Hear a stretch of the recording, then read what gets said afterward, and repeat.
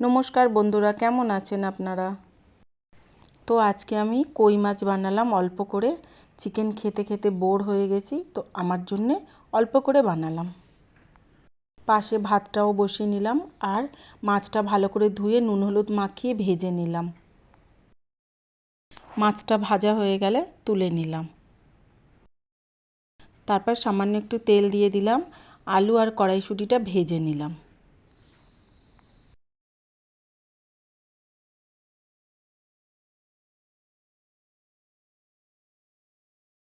ভাজা হয়ে গেলে আলু আর কড়াইশুঁটিগুলো তুলে নিলাম।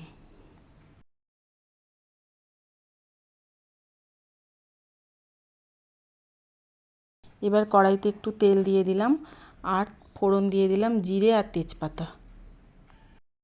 এবার পেস্টটা দিয়ে দিলাম, আদা, কাঁচা লঙ্কা, টমেটো, পেঁয়াজ। তারপর একটু গুঁড়ো মশলা দিয়ে দিলাম, জিরের গুঁড়ো, হলুদের গুঁড়ো দিয়ে দিলাম আর একটুখানি কাশ্মীরি লাল লঙ্কা দিলাম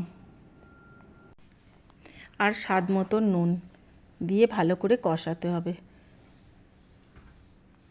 এবার মশলা থেকে তেলটা ছেড়ে গেলে আলু আর কড়াইশুঁটি দিয়ে ভালো করে কষাতে হবে।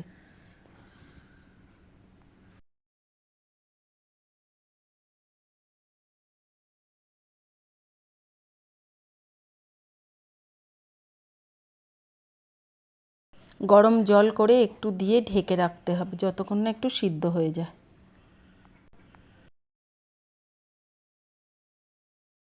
আলুগুলো সিদ্ধ হয়ে গেলে তারপরে মাছগুলো দিয়ে দিতে হবে। মাছগুলো দিয়ে গ্যাসটা একটু স্টিম করে রাখতে হবে।